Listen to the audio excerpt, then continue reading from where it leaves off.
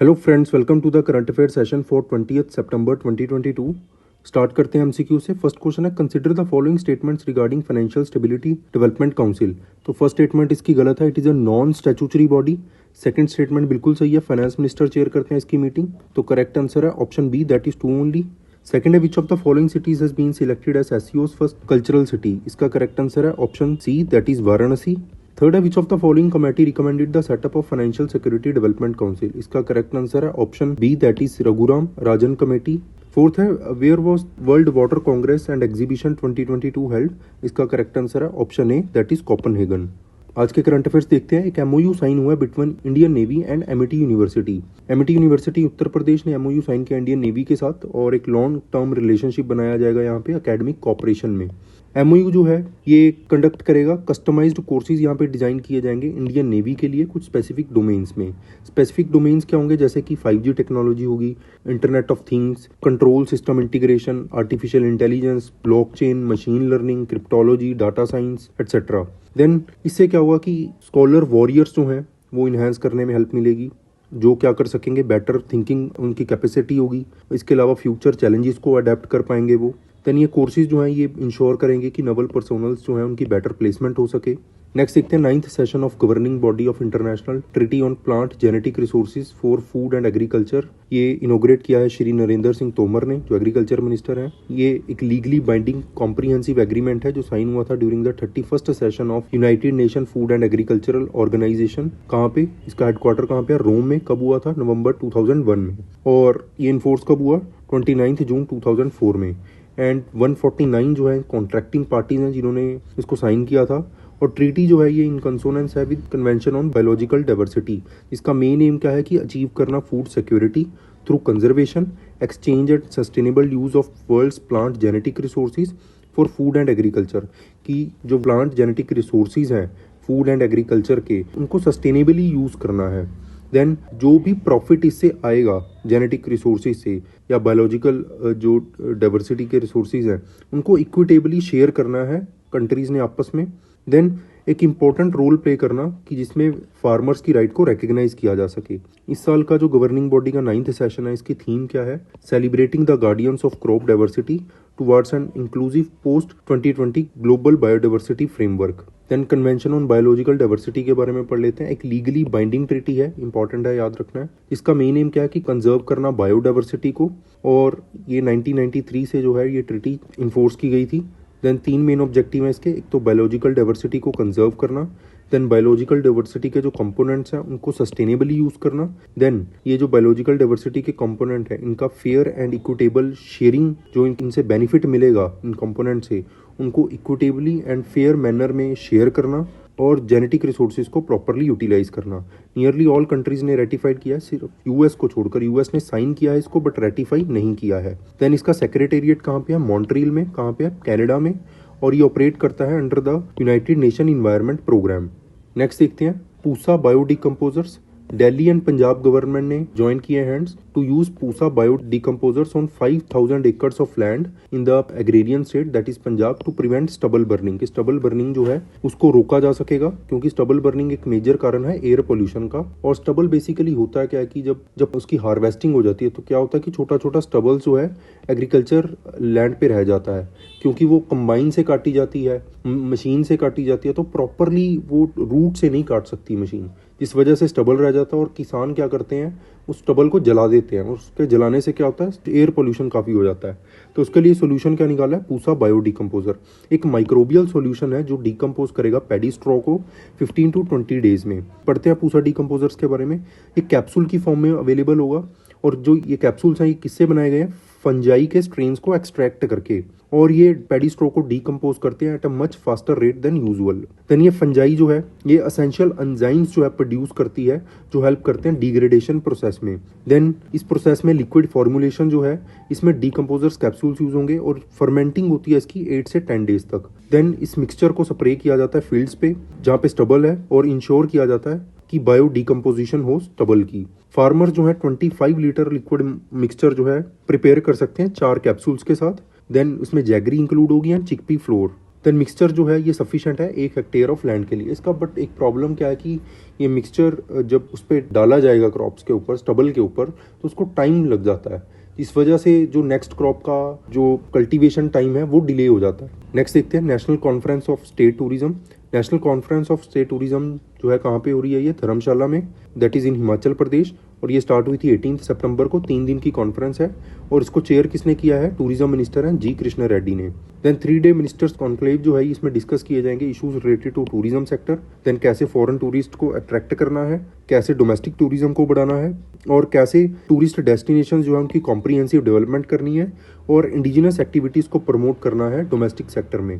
Then special focus है eco tourism के ऊपर, ग्रीन टूरिज्म के ऊपर, मेडिकल टूरिज्म के ऊपर एंड वाइल्ड लाइफ टूरिज्म के ऊपर। एक नया टूरिस्ट सर्किट जो है यहाँ पे बनाया गया है जिसको नाम दिया गया अम्बेडकर सर्किट। ये क्या कवर करेगा, मोह रीजन जो है जो डॉक्टर बी आर अम्बेडकर का बर्थ प्लेस है। देन नागपुर रीजन है जहाँ पे उन्होंने बुद्धिज्म अडॉप्ट किया था। Then Alipur road 26 Alipur road new Delhi जहाँ पे वो अपने लाइफ के लास्ट ईयर्स में रहे थे। देन दादर रीजन है महाराष्ट्र का जहाँ पे उनको क्रीमेट किया गया था। तो ये चारों जो प्लेसेस हैं इनको क्या किया जाएगा, एक सर्किट की तरह, इट मीन्स इनको जोड़ा जाएगा एक ट्रेन रूट के थ्रू, और टूरिस्ट जो हैं इन प्लेसेस को विजिट कर सकते हैं। जैसे रामायण एंड बुद्धिस्ट सर्किट, एक स्पेशल ट्रेन यहाँ पे चलाई जाएगी अम्बेडकर सर्किट के लिए। देन अम्बेडकर सर्किट जो है सिमिलर है फेमस बुद्धिस्ट सर्किट के लिए, जो कवर करता है सारनाथ, गया, वाराणसी को। ये तीनों ही प्लेसेस किससे रिलेटेड है, गौतम बुद्ध से रिलेटेड है। नेक्स्ट देखते हैं इंडिया जो है लार्जेस्ट बाइलेटरल लैंडर बना है। सबसे ज्यादा जो है लैंडिंग जो है इंडिया ने की है किसको, श्रीलंका को। और इंडिया ने किसको पीछे छोड़ा है, चाइना को। इंडिया ने प्रोवाइड किया total $968 million loan in Sri Lanka in 4 months, पिछले 4 मंथ में, क्योंकि श्रीलंका में इकोनॉमिक क्राइसिस चल रहा है, पॉलिटिकल क्राइसिस भी चल रहा था, और इन्फ्लेशन बहुत ज़्यादा थी वहाँ पे, एक तरह की रिसेशन जैसी सिचुएशन थी। तो इसलिए इंडिया ने क्या किया, फंडिंग प्रोवाइड की थी। देन पास्ट 5 ईयर्स में 2017 से लेकर 2021 तक चाइना जो है लार्जेस्ट बाइलेटरल लैंडर था श्रीलंका को। मल्टीलेटरल लैंडिंग की बात करें तो एशियन डेवलपमेंट बैंक जो है ये इसका हेडक्वार्टर है मनीला में। तो ये लार्जेस्ट मल्टीलेटरल इंस्टीट्यूशन है जिसने पिछले 5 सालों में सबसे ज़्यादा फंडिंग जो है दी है, that is $610 million in 2021। Next देखते हैं चाइनीज स्पेस एजेंसी ने ज्वाइन किया hands with UAE's Mohammed bin Rashid space centre, और जिसमें लैंड किया जाएगा एक रोवर को मून पे। इसके अलावा एक लैंडर जो है डेवलप किया जाएगा। ये फर्स्ट स्पेस कॉपरेशन है between China and UAE. Presently UAE जो है वर्किंग कर रहा है एक रोवर के ऊपर जिसको मून पे भेजा जाएगा 2022 में, और इनके मिशन का नाम है Emirates lunar mission. Then lander जो है इसको किसने डेवलप किया, जापानीज स्पेस कंपनी है named I space. Then rover का नाम क्या है, राशिद, एक रोबोटिक रोवर है जिसका वेट है 10 kg, और ये मून पे भेजा जाएगा इनसाइड द होक्टूरो आर। होक्टूरो आर क्या है, लैंडर का नाम है। लैंडर क्या करेगा, बेसिकली जो मून है उसके सरफेस पे लैंड करेगा और कैरी करेगा रोवर को। रोवर जो है मून के आसपास घूमेगा और वहाँ से जो पार्टिकल्स हैं, जो ऑब्जेक्ट्स हैं, वहाँ से कलेक्ट करेगा और उनको स्टडी किया जाएगा। नेक्स्ट देखते हैं इंडिया ने टेक ओवर करेगा एससीओ की presidency, rotating presidency Shanghai cooperation organization की, और इससे पहले किसके पास थी, उज्बेकिस्तान के पास। और 2022 की रिसेंटली जो कॉन्फ्रेंस हुई है कहाँ पे हुई है, समरकंद रीजन में, उज्बेकिस्तान में। और प्रेसिडेंसी जो होगी इंडिया के पास 1 साल के लिए होगी अंटिल सितंबर 2023। और इंडिया जो है 2023 की एससीओ समिट भी होस्ट करेगा। एससीओ के बारे में पढ़ लेते हैं। शंघाई कोऑपरेशन ऑर्गेनाइजेशन एक इंटर गवर्नमेंटल ऑर्गेनाइजेशन है जो फाउंड की गई थी शंघाई रीजन में 15 जून 2001 को। परमानेंट इंटर गवर्नमेंटल ऑर्गेनाइजेशन है ये, यूरेशियन नेशंस इसके मेंबर्स हैं। सेक्रेटेरिएट कहाँ पे याद रखना है, headquarter that is in Beijing. एक political, economic and military organisation है जिसका एम क्या है, पीस मेंटेन करना, सिक्योरिटी मेंटेन करना एंड स्टेबिलिटी मेंटेन करना एससीओ रीजन में। करंटली जो है 8 मेंबर स्टेट्स हैं, that is China, India, Kazakhstan, Kyrgyzstan, Russia, Pakistan, Tajikistan and Uzbekistan. 4 observer states हैं, कौन कौन से, Afghanistan, Belarus, Iran and Mongolia. 6 dialogue partners हैं, Armenia, Azerbaijan, Cambodia, Nepal, Sri Lanka and Turkey. 2021 में डिसीजन लिया गया था कि ईरान जो है इसको एससीओ का फुल मेंबर बनाया जाएगा। इसके अलावा Egypt, Qatar and Saudi Arabia को डायलॉग पार्टनर जो है बनाया गया है। हालांकि बेलारूस जो है उसकी भी बातें चल रही है कि बेलारूस जो है उसको भी मेंबर बनाया जाएगा एससीओ का। नेक्स्ट देखते हैं टाइफून नर्मडोल। ये फ्यूरियस विंड्स एंड रेनफॉल लेकर आया है जापान में। टाइफून नर्मडोल जो है ये बिगेस्ट स्टॉर्म है जापान को जिसने हिट किया है पिछले कुछ सालों में। 14th टाइफून है अभी तक को जापान को हिट करने वाला। टाइफून नर्मडोल ने जो है लैंडफॉल कहाँ पे किया है, कागोशिमा सिटी में, और बाद में कहाँ गया, टाइफून जो है टुक ओवर किया इसने वेस्टर्न आइलैंड ऑफ क्यूशू को and main island of Honshu को। आपने ये थोड़ी क्रोनोलॉजी याद रखनी है, not chronology but from north to south direction. That is सबसे नॉर्थ में कौन सा है, होकाइडो है, देन होन्शू है, देन शिकोकू है, देन क्यूशू है। ये चारों ही क्या है, मेन आइलैंड्स हैं जापान के। ठीक है, तो ये आपने याद रखना है। देन थोड़ा सा टाइफून के बारे में पढ़ लेते हैं। टाइफून जो है इसको अलग अलग नाम दिया जाता है, जैसे ट्रॉपिकल साइक्लोन इसको कहा जाता है इंडियन ओशियन में, वेस्टर्न पैसिफिक ओशियन में इसको टाइफून का नाम दे दिया जाता है, अटलांटिक ओशियन में, और इसको विली विलीज भी कहा जाता है। देन अपने क्या याद रखना है कि टाइफून जो है बेसिकली एयर प्रेशर की वजह से ये बनता है, और एयर कैसे मूव करती है, always from high pressure to low pressure.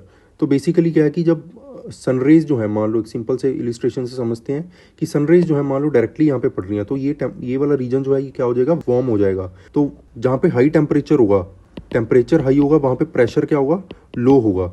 ठीक है, तो यहाँ पे टेम्परेचर जब बढ़ जाता है तो क्या हो जाता है, लो प्रेशर यहाँ पे क्रिएट हो जाता है। अब धीरे धीरे क्या होगा कि विंड जो है फिर गर्म हवा जो है ये ऊपर की तरफ मूव करने लग जाती है, और इसको जो बोलते हैं, ये जो रीजन है इसको बोलते हैं आई ऑफ स्टॉर्म।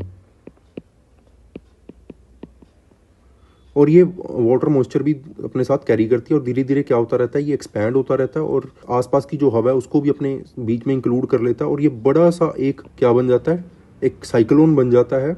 और इसकी जो डायरेक्शन है वो भी डिफरेंट होती है, नदर्न हेमिस्फेयर में अलग होगी, सदर्न हेमिस्फेयर में अलग होगी।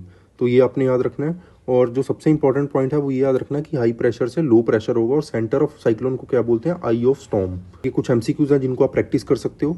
आपका कोई भी डाउट है आप हमें कमेंट सेक्शन में कमेंट करके पूछ सकते हो। So that's it for today, thank you so much.